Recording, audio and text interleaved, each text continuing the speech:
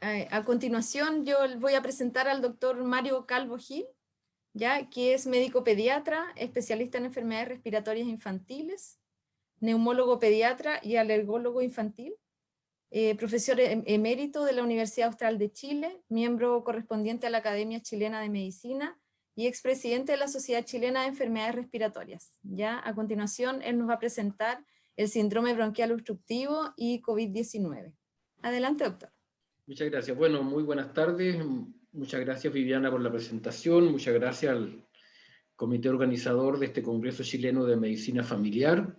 Para mí es un verdadero agrado poder conversar estos 20 minutos. Y el tema que se me ha propuesto es un tema de síndrome bronquial obstructivo y COVID-19. Y por lo tanto, los objetivos que he planteado es primero conversar algunas manifestaciones de este virus, del SARS-CoV-2 en el sistema respiratorio, para fundamentar desde el punto de vista teórico cómo deberíamos evaluar entonces el síndrome bronquial obstructivo por el SARS-CoV-2. Y ustedes van a ver que cuando vaya hablando yo de este virus voy dando algunos datos de cómo entonces puede estar repercutiendo en el síndrome bronquial obstructivo. Bueno, ustedes ya lo conocen bien, esta es una familia conocida, el coronavirus, pero que naturalmente evolucionó desde producirnos resfrío común a este síndrome respiratorio agudo severo, que hace por así decirlo, su debut más importante el año 2003, en el virus que se denominó SARS-CoV-2 y que partió desde Asia. Tiene una nueva emergencia importante en este cuadro que viene de Oriente Medio, para finalmente llegar al 2019, que es el momento que estamos conversando, entendiendo que cuando hablamos del virus es el SARS-CoV-2 y cuando hablamos de la enfermedad es el COVID-19, cosa que a veces tiende a confundirse, especialmente en la prensa. El virus no se llama COVID-19, el COVID-19 es la enfermedad, y que significa coronavirus disease, y el año 19 es porque se describió el año 2019. Esto es lo que nosotros conocíamos hasta ahora. Es una publicación que ustedes pueden ver del 2015, en que el coronavirus típicamente, dependiendo de todas sus especies, producía infección respiratoria aguda alta, y tenemos por primera vez infección respiratoria aguda baja con el SARS-CoV y con el síndrome de Oriente Medio. Pero esta publicación era de 2015, entonces tenemos que agregar nuestro SARS-CoV-2, que es de ahora del 2019. Y este es como sabemos, es un rinovirus que tiene 4 proteínas estructurales, y la más que se ha estudiado es la denominada spike o espiga, que es una glicoproteína que le da esta forma de corona a este virus y que es muy importante por cuanto permite su ingreso a las células que va a infectar. Esta espiga o spike se une muy bien al receptor de la enzima convertidora de angiotensina 2 que todos nosotros tenemos en nuestro organismo y en múltiples células, prácticamente en todo el organismo. Gracias a eso logra ingresar a la célula, le entrega su carga genética, y entonces la célula que está infectada por el SARS-CoV-2 inicia una rápida replicación del virus hasta destruirse, con lo cual libera virus dentro del organismo y este se va replicando de célula en célula. Seguramente esto ya lo han revisado muchas veces en el Congreso, así que lo voy a dar por pasado. Y ustedes pueden ver los síntomas habituales que esta enfermedad produce, los síntomas no habituales y la enfermedad severa. Y lo característico del síndrome bronquial obstructivo es la sibilancia. No está aquí, no está acá, y tampoco está acá. No aparecen las sibilancias en este cuadro. Lo que sí aparece es el compromiso pulmonar, mucho más que el compromiso bronquial, incluso cambios tan bruscos como esta radiografía, que ustedes pueden ver que una hora después la tomografía revela un grave compromiso pulmonar, hasta llegar a esto que es lo más característico del SARS-CoV-2, este denominado vidrio esmerilado, con una gran destrucción del parénquima pulmonar y una severa insuficiencia respiratoria en un porcentaje de ellos. ¿Qué pasa entonces con el SBO, con el asma? Estas son todas publicaciones de este año, naturalmente, porque recién estamos aprendiendo de él. Estas son publicaciones que yo junté de ciudades de China, de Estados Unidos y de México. Se comparan algunas comorbilidades de los pacientes que han tenido infección por COVID, como asma, el COPD, que es el EPOC nuestro, y diabetes. Si vamos al promedio, ustedes pueden ver que la comorbilidad de los pacientes con COVID-19 corresponde a un 5,3% de asma, que si lo comparamos con la frecuencia de asma es un porcentaje menor a la frecuencia. Si el riesgo será el mismo, al menos deberíamos tener el mismo porcentaje de prevalencia de la población de esas ciudades, y en general los pacientes que tienen asma y que tienen COVID, el porcentaje de asma es más bajo. Si lo comparamos con diabetes, ustedes pueden ver cómo el 21% de los pacientes que tienen COVID-19 tienen además diabetes. Ahora, ¿qué sucede si comparamos la forma de COVID desde una forma no severa a severa? Se produce más o menos lo mismo. Los pacientes con asma no tienen formas severas con formas no severas, lo cual no ocurre ni en la EPOC ni en diabetes. Si vamos de nuevo al resumen general, ustedes pueden ver que los pacientes que tienen formas no severas, el 4,1 versus el 5,5 que tiene forma severa, que es una diferencia estadísticamente no significativa, es mayor de 0,05, lo cual no ocurre ni en el EPOC, en que tienen significativamente formas más graves de la enfermedad cuando se infectan, y qué decir de la diabetes, que tienen también una significación muy importante porque el porcentaje de comorbilidad en EPOC es muchísimo más alta. Algunas de las explicaciones que estoy tratando de darle, y se ha relacionado esto más que todo con la alergia respiratoria, que actuaría como un protector. Este es un gráfico que se presentó en el Congreso Europeo de Alergia, que se hizo en junio, y que después salió publicado en un JACI, en el Journal Allergy Clinical Immunology, y ustedes pueden ver que ellos lo que hacen es evaluar el porcentaje de expresión del receptor de angiotensina 2. Estos son pacientes que no tienen ni asma ni alergia. Estos son pacientes que tampoco tienen asma, pero que tienen alergia, que expresan menos el receptor. Y si el paciente tiene asma y además es atópico, el porcentaje de expresión de los receptores es menor. Por lo tanto, tendría menos posibilidades de infectarse y menos posibilidades de hacer cuadros graves. Y lo mismo ocurre de pacientes que no tienen asma y que no tienen sensibilización. Ustedes pueden ver cómo, en la medida que tiene formas de asma más sensibilizadas, que son más atópicos, el porcentaje de expresión de receptor de angiotensina 2 es menor. ¿Qué ocurre con los conceptos de inmunidad antiviral? Seguramente esto también ya lo han conversado. El tiempo de 20 minutos es corto, pero sabemos nosotros que lo primero que responde es con la inmunidad natural, especialmente con estos denominados Toll-like receptor, el 7 y el 8. Los Toll-like receptors se denominan como receptores de pH, son típicos de la respuesta inmune natural, que nosotros como especie humana lo tenemos, pero también un montón de especies más lo tienen, y este conversa entonces con la inmunidad natural y después con la inmunidad adquirida, que permite la respuesta entonces con receptores, con sustancias fundamentalmente de las células tipo TH1, y que van a crear entonces una respuesta adecuada, como acá está puesto, para erradicar la infección, nos defiende, y es lo que ocurre en la mayoría de los casos, que gracias a la inmunidad natural en su diálogo con la inmunidad activa, estos virus que nos infectan se eliminan. Pero hay algunos pacientes que sin embargo no logran hacer esto y se establece una infección permanente, o lo que es un cuadro más grave todavía, volvemos a lo mismo, al SARS-CoV-2 que está ingresando a la célula, la respuesta inmune, la respuesta adquirida, y el problema básico, que es lo que le da la enfermedad grave, es esto que se llama la tormenta de las citoquinas. Y ustedes pueden ver cuáles sustancias químicas están implicadas, y son todas de perfil TH1. Interleuquina 6, factor de necrosis tubular, interleuquina 8 e interleuquina 10. Ustedes recordarán que el embarazo es un éxito TH2. En el embarazo hay un ambiente rico en TH2, lo que permite que la madre tolere antígenos extraños como son los antígenos que el feto le entrega. Este ambiente rico en TH2 se entrega al recién nacido y se supone que dure al menos unos 6 meses. Y este ambiente rico en TH2 se ha postulado que podría ser un protector para los pacientes atópicos, que no solo serían los niños, sino que también en los pacientes atópicos más grandes. ¿Por qué? Porque la gravedad en el COVID-19 está dado por este predominio de gran expresión de monocitos, macrófagos y neutrófilos, y una bajísima expresión de eosinófilos, linfocitos TH2 y linfocitos T reguladores. Lo que hace entonces que tengamos este desbalance de enfermedades, con tormentas de citoquinas tipo TH1, con hiperinflamación y con daño tesular. Y por el contrario, como tenemos poca respuesta a TH2, hay una falla en el control de la inflamación.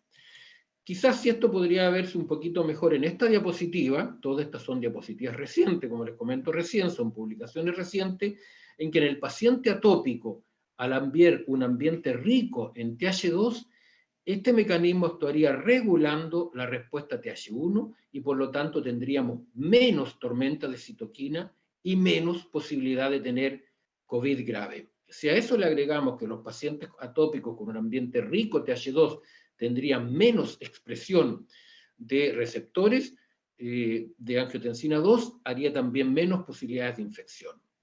Y esto es un trabajo de una sola revista, del Journal Allergy Clinic Immunology de este año, que en la misma revista publica dos trabajos de este tipo que yo se los junté en esta imagen. Ustedes pueden ver cómo pacientes sanos con un porcentaje de expresión del T receptor va disminuyendo en la medida que tenga niveles más altos de nivel TH2. Y lo mismo ocurre en este trabajo muy interesante de que pacientes atópicos en que se les mide la expresión de este receptor, si son expuestos y se le hace una prueba de colocación con antígenos, rápidamente disminuye la expresión de este receptor. Y en este mismo grupo de pacientes se les midió interleuquina 13. Me permito recordarles que las interleuquinas de ambiente rico TH2 son la interleuquina 4, la 5 y la 13, que es lo que los asmáticos tienen muy elevado. Ustedes pueden ver que en la medida de mayor nivel de interleuquina 13 hay menor expresión del receptor de angiotensina 2. Todas son explicaciones teóricas de por qué nuestros pacientes atópicos y los niños con síndrome bronquial atópico, aunque parezcan raros, tienen protección. Y como ustedes han visto hasta ahora, el asma se está describiendo como un factor, entre comillas, protector. No es que sea protector, sino que en realidad están teniendo menos infección y menos gravedad del cuadro. Eso vamos a ver que no es tan así en los cuadros siguientes. Se ha postulado cómo y por qué el SARS-CoV-2 se comportaría diferente de asma. Dos hipótesis. Este es reciente, de mayo del 2020. Ustedes pueden ver que se ha planteado por el ambiente rico TH2 y por el ambiente rico de eosinófilos, y que esto posibilitaría, gracias al ambiente rico TH2, una menor expresión del receptor AC2. Pero la pregunta es más o menos lógica. No todos los pacientes son atópicos. En pediatría, los pacientes con asma atópica son alrededor del 80%, pero en los adultos, los pacientes atópicos con asma es solamente la mitad. Entonces, veamos en general qué pasa con los asmáticos. ¿Es la infección por SARS-CoV-2 un gatillante de asma? La experiencia claramente es que no.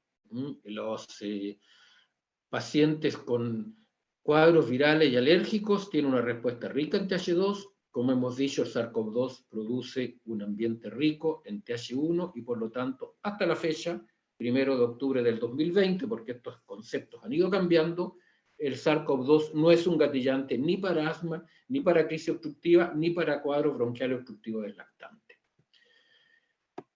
La conclusión que se está llegando es que lo que más protege es la atopia, más que el asma en sí.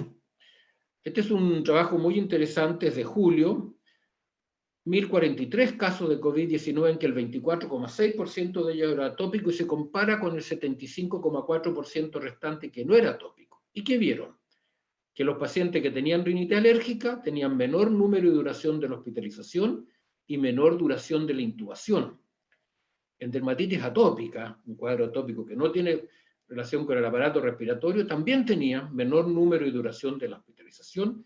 Sin embargo, el asma, en este trabajo, se asocia a un aumento del tipo de intubación si se compara a pacientes asmáticos como no asmáticos. Pero si este grupo con asma se estudia separado, esto correspondía solamente a los pacientes con asma no alérgica, ya que ellos, los pacientes con asma no alérgica, se asoció a un mayor tiempo de intubación. Entonces la pregunta lógica, y este fue un metaanálisis, ¿es realmente el asma un factor protector de COVID-19 grave? Los estudios más recientes, muestran una mayor prevalencia de asma en COVID grave que estudios iniciales, que el asma se puede presentar en trabajos en Norteamérica de hasta un 27% de pacientes hospitalizados por COVID. En Inglaterra habla de un 18%, y el asma severa es asociado a mayor mortalidad por COVID. Pero ¿qué nos entrega este metaanálisis. Este metaanálisis nos dice algo muy importante en asma. Este es el porcentaje de pacientes que no tienen asma, y este es el grupo de pacientes con asma que están controlados, entendiendo por controlados que no han requerido usar corticoides orales este último periodo por crisis. Y los pacientes que tienen mayor riesgo de asma grave por COVID-19 son pacientes con asma que han requerido, por alguna crisis severa, el uso de corticoides orales. Vale decir, el mensaje de este metaanálisis postulado en el Nature indica que son los pacientes con asma no controlada los que tienen los cuadros o las posibilidades de tener cuadros más graves, y lo mismo para niños con síndrome bronquial obstructivo. O sea, ahora más que nunca tenemos que tener nuestros pacientes muy bien controlados para evitarle este problema. Y en Chile, ¿qué datos tenemos? Datos de mediados de septiembre. Hasta ese momento teníamos casos confirmados con PCR positivo para COVID-19, 437.983. De estos pacientes, los no hospitalizados que tenían COVID positivos, que tenían asma, correspondía solo al 2,7%, y los pacientes con asma hospitalizados es un porcentaje bastante bajo. Recordándole que la prevalencia de asma en Chile es de 7 a 10% en adultos y en niños alrededor del 15%. O sea, claramente los pacientes con asma están teniendo menos infecciones virales por COVID-19, y los porcentajes también de pacientes hospitalizados con asma es bastante menor, lo cual da este ambiente de, ¿cómo se llama?, de, por así decirlo, de protección, entre comillas. Y estoy terminando ya esta parte, que era la más extensa, para entregar los elementos teóricos de lo que vamos a conversar en 5 minutos más. Es que en esta carta al editor de esta muy importante revista, nos indica que efectivamente se ha demostrado por los numerosos trabajos que la hipertensión, diabetes mellitus y obesidad tienen un aumento de la expresión del receptor de angiotensina 2, y por lo tanto mayores posibilidades de enfermarse y mayores posibilidades de hacer cuadro grave. Y por el contrario, los pacientes alérgicos con rinitis alérgica y asma tienen menor expresión del receptor de angiotensina 2 y por lo tanto menos posibilidades de infectarse y menos posibilidades de hacer un cuadro grave.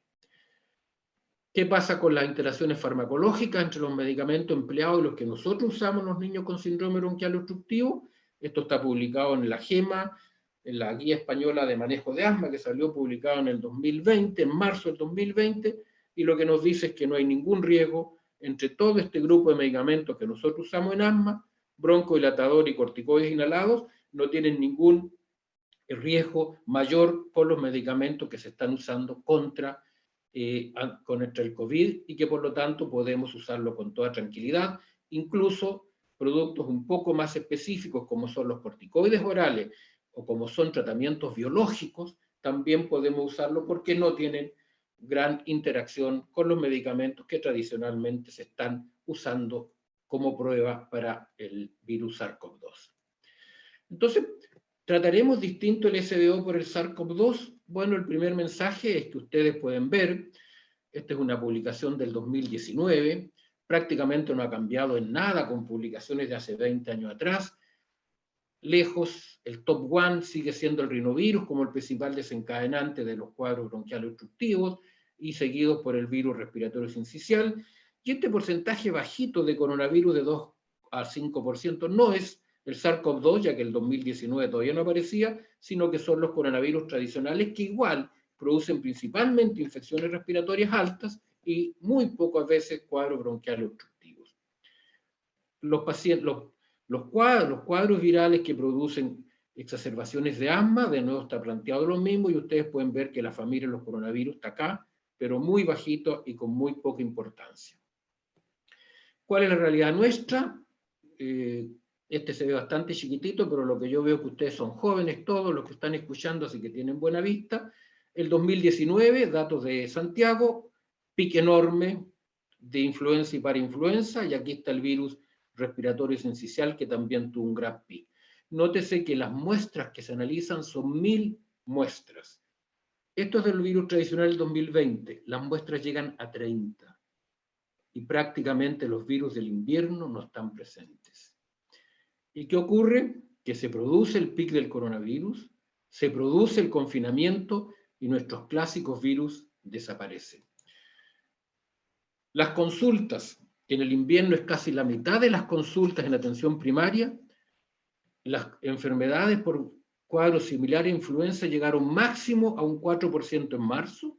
Se produce el confinamiento, actualmente estamos en un 0%, al igual que las consultas por síndromes respiratorios. Y para ver una realidad más local, yo estoy hablando de Valdivia, pero veamos los médicos Hornos, que han tenido bastantes casos de SARS-CoV-2, y ustedes pueden ver que aparece el SARS-CoV-2 y desaparecen las infecciones respiratorias. Estos son los fenotipos que tenemos en el síndrome bronquial obstructivo y los síndromes bronquiales obstructivos. El más frecuente, casi en un 70%, son las sibilancias transitorias asociadas a infección viral, y los que hemos visto este año es que no estamos teniendo cuadros obstructivos de SBO porque no estamos teniendo niños con infecciones virales, probablemente gracias al confinamiento.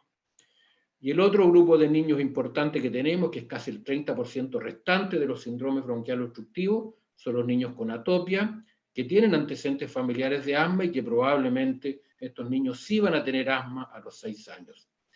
Recordarle que si bien es cierto, el GINA, la Guía Internacional de Asma, que apareció en abril de este año, que nos da ciertos elementos teóricos de cómo diagnosticar asma a esta edad, yo sigo siendo partidario de que el índice predictivo de asma es mejor que los que nos propone GINA este año, el 2020. Ya sea el API original, que describió el colega Castro Rodríguez, o bien el API modificado que se describió 4 años después por la doctora Teresa Gilbert. Bueno, estos pacientes atópicos con síndromes bronquiales obstructivos, por lo que hemos conversado, estaríamos teniendo un aspecto protectivo si son, primero, niños y segundo lugar, atópicos. Eso no significa que haya que exponerlos, pero nos significa entender de por qué la población pediátrica afortunadamente se nos está enfermando menos. Y esto está siendo visto con mucho interés porque por primera vez estamos teniendo esta experiencia en la naturaleza. Fíjense que ustedes que estamos teniendo niños que en un gran porcentaje han pasado el primer año de vida sin tener ninguna infección viral, ninguna. Y si el confinamiento sigue, y el 2021 sigue el confinamiento, probablemente vamos a tener niños que han pasado sus primeros 2 años de vida sin haber tenido nunca una infección viral. Y ese es un experimento que nos está dando la naturaleza, que a los que trabajamos en respiratorio nos tiene muy alertos de seguir a este niño para ver cómo es la evolución. Veamos las conclusiones, ya que estoy llegando a los 20 minutos. Bueno, desde el punto de vista farmacológico tenemos la tranquilidad que estos niños pueden recibir sus fármacos sin ningún problema, pero naturalmente con inhalador y dosis medida, ya que estos niños no pueden recibir nebulizaciones. El concepto de no en medicina es relativo, salvo situaciones muy excepcionales y que atenten contra la vida, podrían nebulizarse, pero como concepto general es que no pueden recibir nebulización. También por un paciente con un síndrome bronquial obstructivo es bueno no usar quimioterapia respiratoria, pero reitero que es el niño con síndrome bronquial obstructivo. En el cuadro de COVID que produce neumonía, la quimioterapia respiratoria es fundamental, al igual que la recuperación post-COVID. Y el concepto general es que es muy poco probable que si nosotros vemos un niño que esté con una crisis obstructiva, esta sea por un SARS-CoV-2. Es muy poco probable. Lo otro, los niños con síndrome bronquial obstructivo, particularmente con asma, no deben suspender los corticoides inhalatorios, cualquier tratamiento preventivo, ya que, como vemos, el hecho que esté compensado le significa estar protegido. Los cuadros más graves son los niños que tienen cuadros no compensados. Esto va para cualquier tipo de tratamiento preventivo. Ellos pueden recibir corticoide inhalatorio y corticoides orales. Hay trabajos bien interesantes que recién están surgiendo de que a lo mejor el corticoide inhalatorio también podría ser un factor protectivo para infecciones más graves. Pareciera, como ya les he dicho, que los pacientes con asma alérgica y los niños con síndrome bronquial obstructivo atópicos tendrían menos riesgo de tener COVID grave, y esto podría deberse a una menor expresión del receptor de angiotensina 2 antes de la infección respiratoria. Y podemos afirmar que el SARS-CoV-2 hasta la fecha no es un inductor de crisis obstructiva, y por lo tanto los riesgos que tenemos al ver un niño con un cuadro bronquial obstructivo es muy poco probable. Yo no alcancé a colocar esto, pero quiero comentárselo en un minuto. Acaba de aparecer un trabajo muy interesante hecho en Australia, que compara el invierno 2020 con el invierno 2019, y ellos el 2020 tuvieron un 98% de reducción en infecciones por virus respiratorio sincicial. y tuvieron un 99,4% de reducción de rinovirus. O sea, la experiencia chilena, esta es la misma experiencia en todas partes del mundo, de que tenemos lactantes sin cuadros virales el primer año de vida. Agradezco mucho la atención, muchas gracias. Estoy dispuesto, estimada Viviana, a que me den las instrucciones de cómo seguimos. Muchas gracias. Muchas gracias, doctor Calvo. Muy clarita su presentación.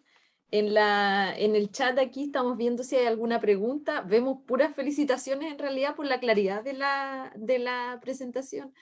Y en realidad es un tema que, como usted dice, nuevo, y hay que ir viendo qué es lo que pasa con este experimento, como dice usted, de la naturaleza.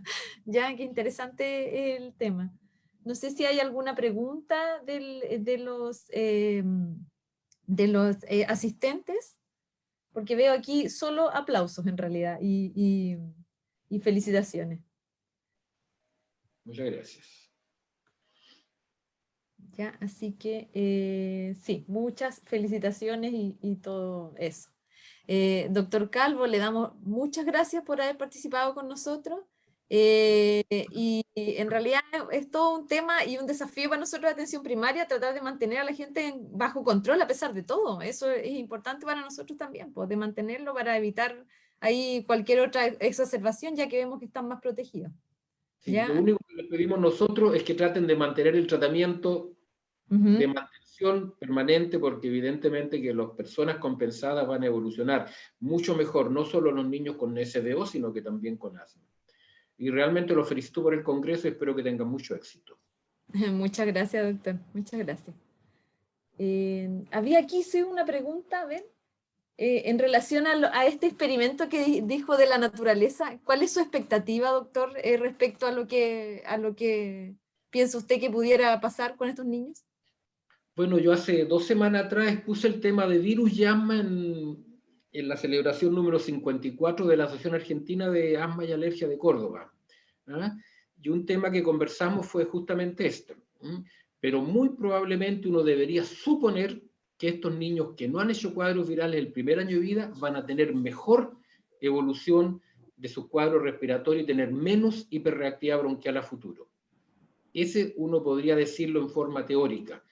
Ahora, a los que les interese el tema, los invito al Congreso Chileno de Enfermedades Respiratorias, porque una de las conferencias que yo doy es justamente de la relación del virus con el asma. Así que están cordialmente invitados si quieren seguir con el tema. Esto es en la tercera semana de noviembre. Pero efectivamente el virus respiratorio sincicial y el rinovirus está claramente demostrado que no solo inducen crisis obstructivas, sino que también inducen el desarrollo de asma. Y esto ocurre especialmente bajo los 6 meses de edad. Entonces, un niño que hace una infección por rinovirus o por virus respiratorio sincicial bajo los 6 meses de edad tiene muchísimas más posibilidades de desarrollar asma que si lo hiciera, por ejemplo, a los 2 años. Ese es el concepto teórico que hasta ahora guardamos. Por eso digo que este experimento de la naturaleza nos va a servir mucho. Lamentablemente la respuesta la vamos a tener en 10 años más. Cuando estos niños tengan 10 o 15 años, y ahí vamos a ver recién si desarrollaron asma o no, gracias a este experimento de no haber tenido cuadros virales el primer año de vida. Sí, pues muy interesante. Aquí hay una última pregunta, doctor. Dice aquí, ¿existe claridad o indicación de sulfato de magnesio en la crisis que no responde a corticoide endovenoso? Pregunta Javier Alejandro. Sí, el sulfato de magnesio es un medicamento que se utiliza en la UCI en situaciones excepcionales, pero en realidad se han hecho análisis de costo-efectividad y no hay mayor, digamos, indicación relacionado con el costo que tiene. O sea, nosotros tenemos otros elementos para la crisis de asma que podemos revertirla sin necesidad de usar sulfato de magnesio, aunque reconozco que en casos excepcionales sí podría usárselo, pero estamos hablando de, no sé, pues de un porcentaje muy, muy bajo de pacientes que lo requieren. Ok. Bueno, le damos las gracias nuevamente, doctor Calvo, por su participación y su excelente presentación. Muchas gracias. Muchas gracias, que esté muy bien. Gracias a ustedes. Nos vemos.